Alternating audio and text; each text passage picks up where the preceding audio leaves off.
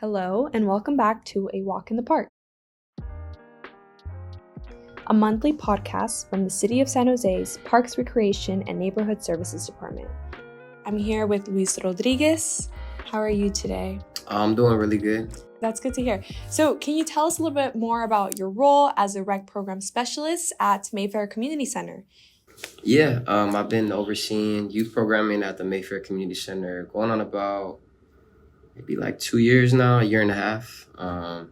At first, I didn't oversee teens at all. I have about 9 years experience working with the city, and I was always supporting kinder through fifth, sorry. And, I thought like that was my pocket, and I really enjoyed it, to be honest, because K through 5 is just, there's just that wide range of personalities and ages, and it's just, so I was really comfortable with that, and I thought I would always want to work K through 5th and support K through 5th.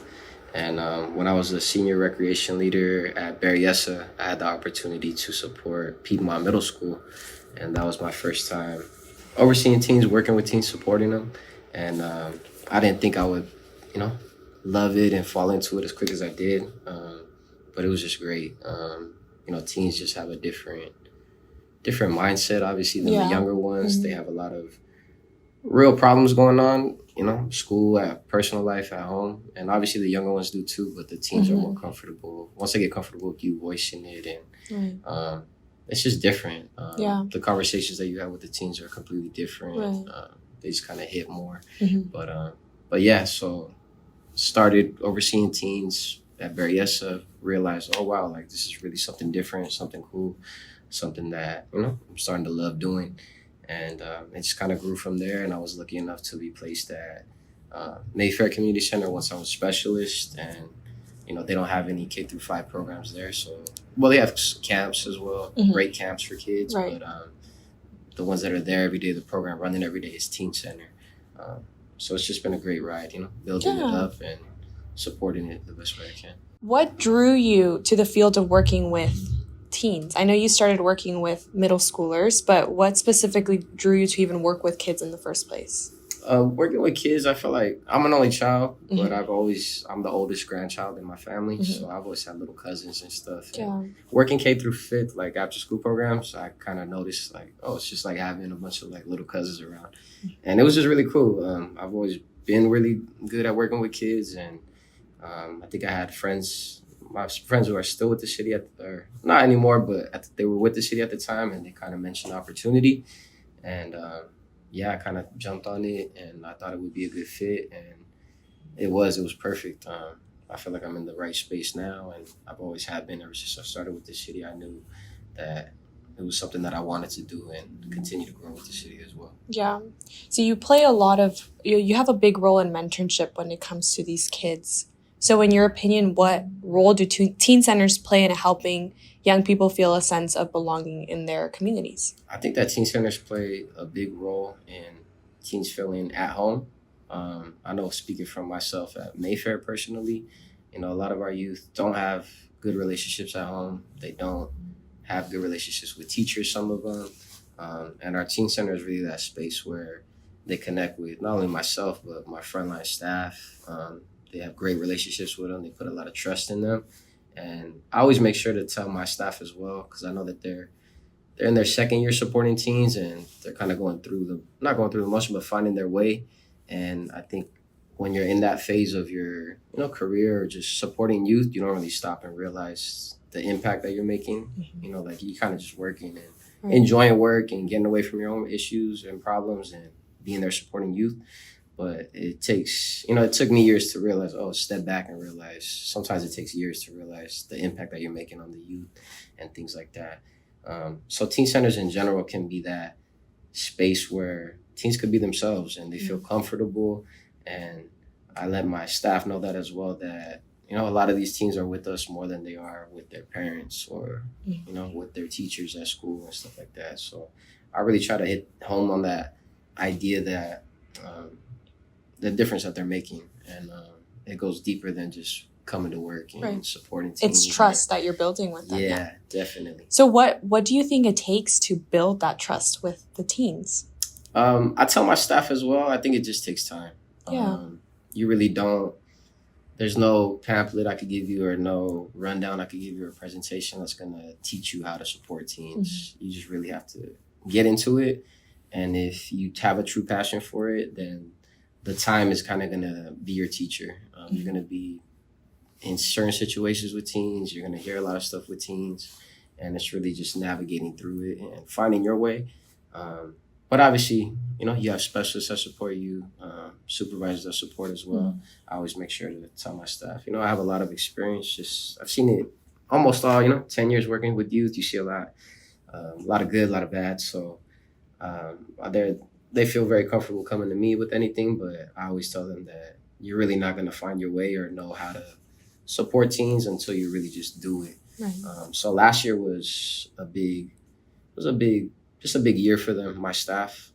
They all were kind of new to working with teens, and I understand the challenges that come with that, and it's different, and it's not like overseeing K through 5. You can't really, it's different, you just can't put your voice down or foot down.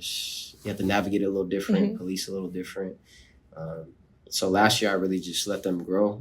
I try to support them as best as possible, but I let them know, this year we're not going to be holding it, trying to run certain things or have it schedule. It's really going to be free. But at the same time, I want you guys to find your passions, connect with the youth, obviously, is the most important part. Make this a space where they feel comfortable coming. And they all done a great job. They brought their own passions to work. I have 2 staff that cut hair. They're barbers outside of work. Wow. And we have a barber club at our teen center at Mayfair. Where on Wednesdays, 2 Wednesdays out of the month, sometimes 3, youth not only get their hair cut, but youth that are interested in learning how to cut hair, we offer that as well. You offer that as well. Yeah. That's awesome. That's really cool. I know that's comes a lot too when, for example, a lot of Latinos come and you're Latino. So how important do you think representation for young people who attend these centers, especially seeing Latin staff like yourself in these leadership roles, how important do you think that is? I think it's very important, especially with the teen center. I think it's important in general, seeing somebody that you could relate to, or, they look like me, or they come where I come from. Right. It's just big for your own mental, your own aspirations for yourself. And it's really important to see somebody that looks like you, if you do want to get to that point of whatever it is. But my staff do a great job of, they're Latino as well. Yeah. So it's just not easier to connect, but, my things that my teens are going through, my staff have gone through that, or same kind of family background, same environment, neighborhood background. My staff can relate to that as well. Yeah. But I think it's just big that, teens are able to see somebody that they want to be, because I know that the relationship that my staff and myself have with our teens, they do look up to us. We are like mentors, big brothers, big sisters.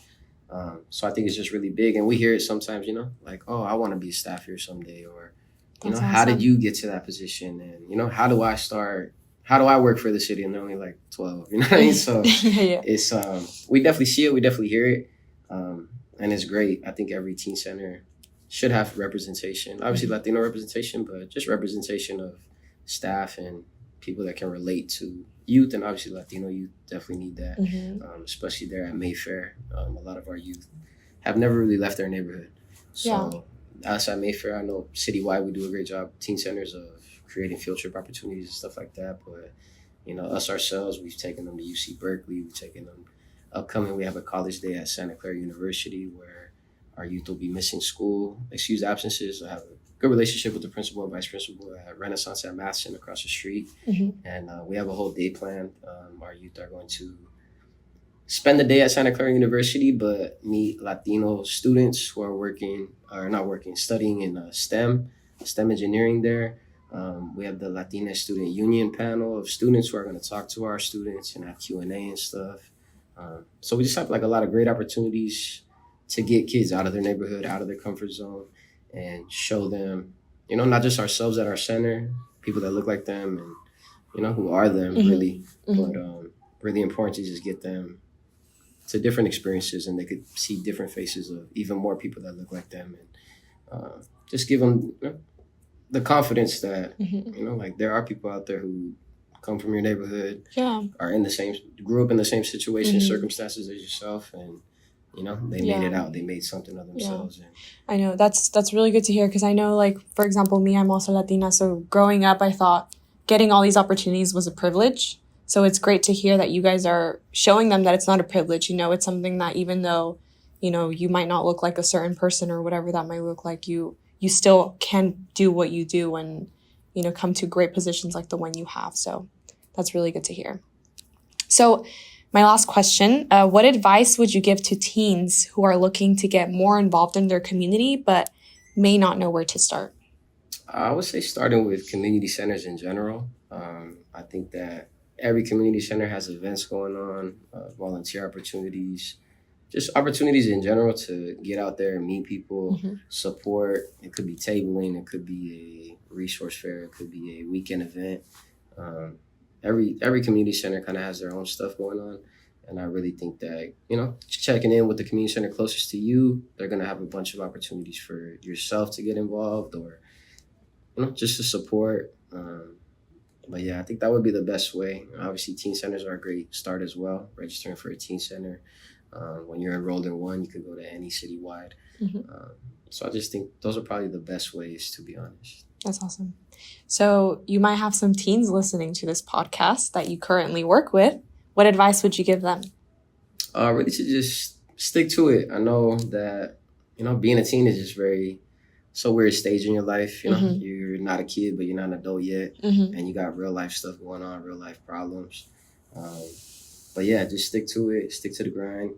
And I feel like building good habits is definitely important at that teenage stage. I have middle schoolers that, sometimes they'll voice, I'm getting bad grades and I'm not really tripping. And it's like, middle school grades aren't really, on the big stage. You're not really going to get punished for that or anything, but it's the habits that you're creating as a middle schooler. They're going to carry over to when you're a high schooler. And, that's when it really matters. That's when every decision you make kind of has a bigger end game to it. And it's going to kind of determine where you're going to go in life. So really just that, building good habits and just connecting with your friends, your real friends. I know it gets tricky as a teen. As a teen, figuring that out. With friends, it's tricky. The teens go through a lot, and we kind of just look at them. A lot of people look at them like, oh, they're just causing trouble, or they're just being loud and stuff like that. It's like, nah, like we've all been teenagers, we've all had that stage, and it's really just knowing that you're gonna get through it, but you just got to stay determined, and just creating good habits is definitely important at that stage. So at our Mayfair Community Center, we offer different clubs. We have Barber Club, as I mentioned a little earlier. We have Girls Club. So the girls, I have a female staff that really just connects with the girls. All the girls love her. She has a great relationship with everyone. But she does different, hands-on activities, whether it be slime, whether it be bracelet making, whether it be ice cream social. Girls walk to the taqueria together and stuff like that. And obviously the Barber Club, kind of speaks for itself. I have 2 staff that offer Barber Club. They teach how to cut. They give free cuts on Wednesdays for the most part. And they're really just open, great staff. Aside from that, we do have citywide sports leagues that go on throughout the school year. We just finished up flag football.